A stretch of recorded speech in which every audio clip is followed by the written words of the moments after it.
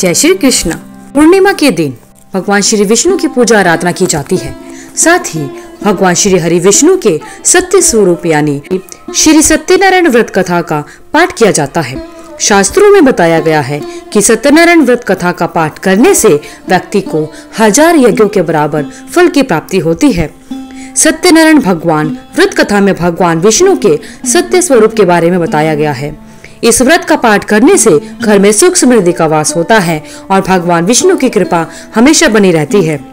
तो आइए श्री सत्यनारायण व्रत कथा का पहला अध्याय शुरू करते हैं। एक समय नैमिषारण्य तीर्थ में शौनकादि 88,000 ऋषियों से श्री सूत जी ने पूछा, हे प्रभु, इस कलयुग में वेद विद्या रहित मनुष्य को प्रभु भक्ति किस प्रकार मिलेगी तथा उनका उद्धार कैसे हो सकता है? हे मुनि श्रेष्ठ, कोई ऐसा तप बताइए जिसमें थोड़े समय में पुण्य प्राप्त हो सके तथा सबकी मनोकामनाएं पूरी हो।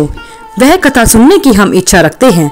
सर्वशास्त्रों के ज्ञाता श्री सूत जी बोले, हे वैष्णवों में पूज्य, आप सबने प्राणियों के हित की बात पूछी है, इसलिए मैं उस श्रेष्ठ व्रत को आप लोगों को बताऊंगा जिस व्रत को नारद जी ने लक्ष्मी नारायण से पूछा था और लक्ष्मीपति ने मुनि श्रेष्ठ नारद जी से कहा था। तो तुम ध्यान पूर्वक सुनो। एक समय योगीराज नारद जी दूसरों के हित की इच्छा से अनेक लोकों में घूमते हुए मृत्यु लोक में आ पहुँचे। यहाँ अनेक योनियों में जन्मे हुए प्राय सभी मनुष्यों को अपने कर्मों द्वारा अनेकों दुखों से पीड़ित देखकर उन्होंने सोचा कि इस प्रकार के यत्न करने से निश्चित ही मानवों के दुखों का नाश हो सकता है। ऐसा मन में सोचकर नारद जी विष्णु लोक गए। वहाँ श्वेत वर्ण और 4 भुजाओं वाले देवों के ईश नारायण, जिनके हाथों में शंख, चक्र, गदा और पद्य थे तथा माला पहने हुए थे, उनको देखकर नारद जी स्तुति करने लगे। हे भगवान, आप अत्यंत शक्ति से संपन्न हैं। मन तथा वाणी भी आपको नहीं पा सकती। आपका आदि मध्य अंत नहीं है। निर्गुण स्वरूप सृष्टि के कारण भक्तों के दुखों को नष्ट करने वाले हो। आप सभी के दुखों को हरने वाले हो। आपको मेरा नमस्कार। नारद जी से इस प्रकार की स्तुति सुनकर विष्णु भगवान बोले, हे मुनि श्रेष्ठ, आपके मन में क्या है? आप यहाँ किस काम के लिए आए हैं? जो भी काम आपको कहना है आप निसंकोच होकर कहिए। तब नारद जी बोले, मृत्युलोक में सब मनुष्य जो अनेक योनियों में जन्मे हैं, अपने अपने कर्मों के द्वारा अनेक प्रकार के दुखों से दुखी हो रहे हैं। आप मुझ पर दया रखते हैं तो बताइए कि वो मनुष्य थोड़े से प्रयास से अपने दुखों से कैसे छुटकारा पा सकते हैं। श्री हरि बोले, हे नारद, मनुष्यों की भलाई के लिए तुमने बहुत अच्छी बात पूछी है, जिसके करने से मनुष्य मोह से छूट जाता है। वह बात मैं तुमसे कहता हूँ। वह बात मैं तुमसे कहता हूँ, ध्यान पूर्वक सुनो। स्वर्ग लोक व मृत्यु लोक दोनों में एक दुर्लभ उत्तम व्रत है जो पुण्य देने वाला है। आज प्रेम वश होकर मैं तुमसे वह बात कहता हूँ। श्री सत्यनारायण भगवान का यह व्रत विधि विधान से जो भी मनुष्य करता है, वह मनुष्य सुख भोग कर मरने के बाद मोक्ष को पाता है। श्री हरि के वचन सुनकर नारद जी बोले कि उस व्रत का क्या फल है और उसको करने का क्या विधान है। यह व्रत सबसे पहले किसने किया था? व्रत को किस दिन करना चाहिए? सभी कुछ विस्तार से बताइए। नारद जी की बात सुनकर श्री हरि विष्णु जी बोले, दुख और शोक को दूर करने वाला यह व्रत सभी व्रतों में उत्तम है और यह व्रत सभी स्थानों पर विजय दिलाने वाला है। मानव को भक्ति व श्रद्धा के साथ शाम के समय श्री सत्यनारायण भगवान की पूजा धर्म परायण होकर श्रद्धा के साथ ब्राह्मणों व अपने बंधु बांधवों के साथ करनी चाहिए। भक्ति भाव से ही नैवेद्य, भोग, केले का फल, घी, दूध और गेहूं का आटा सवाया ले। गेहूं के स्थान पर साटे का आटा, शक्कर तथा गुड़ लेकर व सभी खाने योग्य पदार्थों को मिलाकर भगवान का भोग लगाएं। ब्राह्मणों सहित बंधु बांधवों को भी भोजन कराएं। उसके बाद स्वयं भोजन करना चाहिए। भजन कीर्तन के साथ भगवान की भक्ति में लीन हो जाना चाहिए। इस तरह से सत्यनारायण भगवान का यह व्रत करने पर मनुष्य की सारी इच्छाएं निश्चित रूप से पूरी हो जाती हैं। इस काल अर्थात इस कलयुग में मृत्युलोक में मोक्ष का यही एक सरल उपाय बताया गया है। श्री सत्यनारायण व्रत कथा का पहला अध्याय संपूर्ण होता है। बोलिए श्री सत्यनारायण भगवान की जय। आइए अब सुनते हैं श्री सत्यनारायण भगवान की व्रत कथा का दूसरा अध्याय।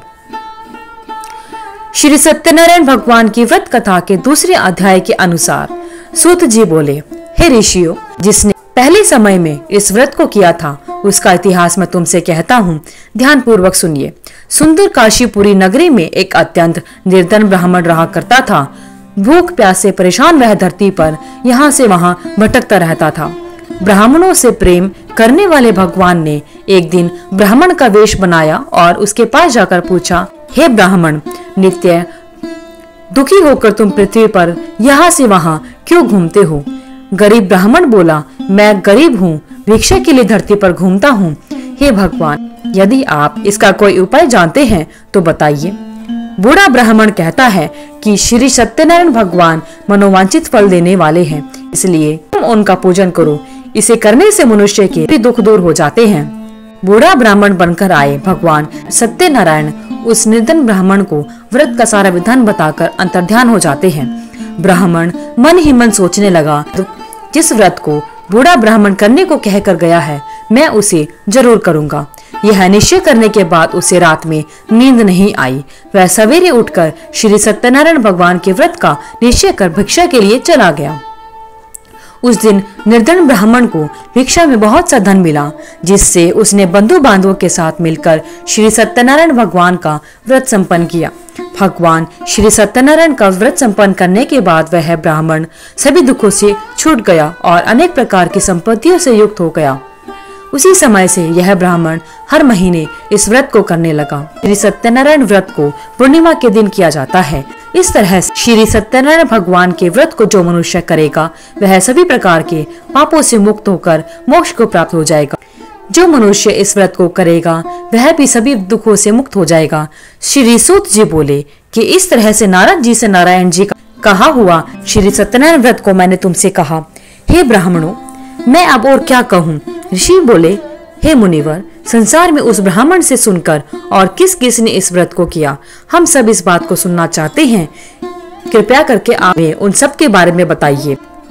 श्री सूत जी बोले, हे मुनियों, जिस जिसने इस व्रत को किया है वह सब सुनो।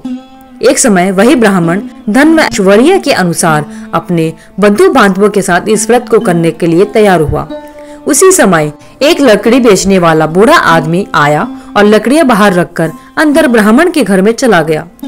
वह बूढ़ा ब्राह्मण प्यास से दुखी व लकड़हारा उनको व्रत करते हुए देखकर उनको नमस्कार करके पूछने लगा कि आप यह क्या कर रहे हैं? तो उन्होंने बताया कि हम व्रत कर रहे हैं तथा इसे करने से क्या फल मिलेगा, कृपया मुझे यह भी बताइए। ब्राह्मण ने कहा, सब मनोकामनाओं का पूरा करने वाला यह व्रत भगवान श्री सत्यनारायण का व्रत है। इनकी कृपा से ही मेरे घर में धन धान्य की वृद्धि हुई है। ब्राह्मण से श्री सत्यनारायण व्रत के बारे में जानकर लकड़हारा बहुत प्रसन्न हुआ। चरणामृत लेकर वह प्रसाद खाने के बाद वह अपने घर गया। लकड़हारे ने अपने मन में संकल्प किया कि आज लकड़ी बेचने से जो धन मिलेगा उसी से श्री सत्यनारायण भगवान का सबसे अच्छा व्रत करूंगा। मन विचार को लेकर बूढ़ा आदमी सिर पर लकड़ियां रखकर उस नगर में बेचने गया जहां पर धनी लोग रहा करते थे। उस नगर में उसे अपनी लकड़ियों का दाम पहले से 4 गुना मिला। बूढ़ा प्रसन्नता के साथ दाम लेकर केले, शक्कर, घी, दूध, दही और गेहूं का आटा लेकर श्री सत्यनारायण भगवान व्रत कथा की अन्य सामग्रियां लेकर अपने घर गया। वहां उसने अपने बंधु बांधवों को बुलाकर विधि विधान के साथ भगवान श्री सत्यनारायण का पूजन किया और साथ ही व्रत भी किया। इस व्रत के प्रभाव से वह बूढ़ा लकड़हारा धन पुत्र से युक्त होकर संसार के समस्त सुख भोग कर अंत में वैकुंठ धाम में चला गया। श्री सत्यनारायण व्रत कथा का दूसरा अध्याय संपन्न होता है। बोले श्री सत्यनारायण भगवान की जय। श्री सत्यनारायण भगवान की व्रत कथा का तीसरे अध्याय के अनुसार श्री सूत जी बोले, हे मुनियों, अब आगे की कथा मैं तुमसे कहता हूँ। पहले समय में उल्कामुख नाम का एक बुद्धिमान राजा था। वह सत्यवक्ता और जितेंद्रिय था। प्रतिदिन देव स्थानों पर जाता और निर्धनों को धन देकर उनके कष्ट दूर करता था। उसकी पत्नी कमल के समान मुख वाली थी तथा सती साध्वी थी। भद्रशिला नदी के तट पर उन दोनों ने श्री सत्यनारायण भगवान का व्रत किया। उसी समय साधु नाम का एक वैश्य आया। उसके पास व्यापार करने के लिए बहुत सा धन था। राजा को व्रत करते देखकर वह विनम्रता के साथ पूछने लगा, हे राजन, भक्ति भाव से पूर्ण होकर आप यह क्या कर रहे हैं? यह मैं सुनने की इच्छा रखता हूँ, तो कृपया करके आप मुझे बताइए। राजा बोला, हे साधु, अपने बंधु बांधवों के साथ पुत्र की प्राप्ति के लिए एक महाशक्तिमान श्री सत्यनारायण भगवान का व्रत तथा पूजन कर रहा हूँ। राजा के वचन सुनकर साधु आदर से बोला, हे राजन, मुझे इस व्रत का सारा विधान कहिए। आपके कहे अनुसार मैं भी इस व्रत को करूंगा। मेरी भी संतान नहीं है और इस व्रत को करने से निश्चित रूप से मुझे संतान की प्राप्ति होगी। राजा से सारा व्रत विधान सुनकर व्यापार से निवृत्त होकर वह अपने घर गया। साधु वैश्य ने अपनी पत्नी को संतान देने वाले इस व्रत के बारे में कहा और अपनी पत्नी से कहा कि जब मेरी संतान होगी तब मैं इस व्रत को करूंगा। साधु ने इस तरह के वचन अपनी पत्नी लीलावती से कहे। उसके बाद भगवान श्री सत्यनारायण की कृपा से लीलावती गर्भवती हो गई। 10वें महीने में उसके गर्भ से एक सुंदर कन्या ने जन्म लिया और वह कन्या दिनों दिन ऐसे बढ़ने लगी जैसे शुक्ल पक्ष का चंद्रमा बढ़ता है। माता पिता ने अपनी कन्या का नाम कलावती रखा। एक दिन लीलावती ने मीठे शब्दों में अपने पति को याद दिलाया कि आपने भगवान श्री सत्यनारायण का व्रत करने का संकल्प लिया था, उसे करने का समय आ गया है, आप इस व्रत को करिए। साधु बोला, इस व्रत को मैं उसके विवाह पर करूंगा। इस प्रकार अपनी पत्नी को आश्वासन देकर वह नगर को चला गया। कलावती पिता के घर में रहकर वृद्धि को प्राप्त हो जाती है। साधु ने एक बार नगर में अपनी कन्या को सखियों के साथ खेलते हुए देखा तो उसने तुरंत ही अपने दूत को बुलाया और कहा कि मेरी कन्या के योग्य कोई वर देख कर लाओ। साधु की बात सुनकर दूत कंचन नगर में पहुंचा। वहां पर देखभाल कर लड़की के सुयोग्य वणिक पुत्र सुयोग्य लड़की को देखकर साधु ने बंधु बांधवों को बुलाकर अपनी पुत्री का विवाह उस लड़के के साथ कर दिया। लेकिन दुर्भाग्य की बात यह थी कि साधु ने अभी भी श्री सत्यनारायण भगवान का व्रत नहीं किया। इस पर श्री भगवान क्रोधित हो गए और उसने साधु को श्राप दिया कि साधु को अत्यधिक दुख मिले। कार्य में कुशल साधु बनिया जमाई को लेकर समुद्र के पास स्थित रत्नासारपुर नगर में गया। वहां जाकर दामाद और ससुर दोनों ने मिलकर चंद्रकेतु राजा के नगर में व्यापार करने लगे। एक दिन भगवान सत्यनारायण की माया से एक चोर राजा का धन चुराकर भाग रहा था। उसने राजा के सिपाहियों को अपना पीछा करते हुए देखकर चुराया हुआ धन वहां पर रख दिया जहां पर साधु और उसका जमाई ठहरे थे। राजा के सिपाहियों ने देखा कि राजा का चुराया हुआ धन साधु वैश्य और उसके जमाई के पास पड़ा है, तो वह ससुर और जमाई दोनों को बांधकर प्रसन्नता के साथ राजा के पास ले गए और कहा कि उन दोनों चोरों को हम पकड़ कर लाए हैं, आप आगे की कार्यवाही की आज्ञा दीजिए। राजा की आज्ञा से उन दोनों को कठिन कारावास में डाल दिया गया और उनका सारा धन भी उनसे छीन लिया।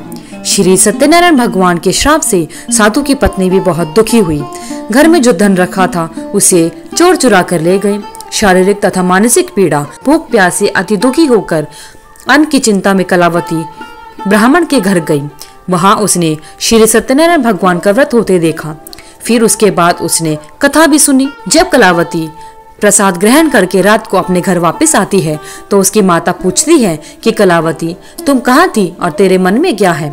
कलावती अपनी माता से कहती है, हे माता, मैंने एक ब्राह्मण के घर में श्री सत्यनारायण भगवान का व्रत देखा है। कन्या के वचन सुनकर लीलावती भगवान के पूजन की तैयारी करने लगी। लीलावती ने परिवार व बंधुओं सहित सत्यनारायण भगवान का पूजन किया और उनसे वर मांगा कि मेरे पति तथा जमाई शीघ्र घर आ जाएं। साथ ही यह भी प्रार्थना की कि हम सबका अपराध क्षमा करें। श्री सत्यनारायण भगवान इस व्रत से संतुष्ट हो गए और राजा चंद्रकेतु को सपने में दर्शन देकर कहते हैं कि हे राजन, तुम उन दोनों वैश्यों को छोड़ दो और तुमने उनका जो भी धन लिया है उसे वापस कर दो। अगर ऐसा नहीं करोगे तो मैं तुम्हारा धन और राज्य, संतान सभी को नष्ट कर दूंगा। राजा को यह सब कहकर अंतर्ध्यान हो जाते हैं। प्रातःकाल सभा में राजा ने अपना सपना सुनाया।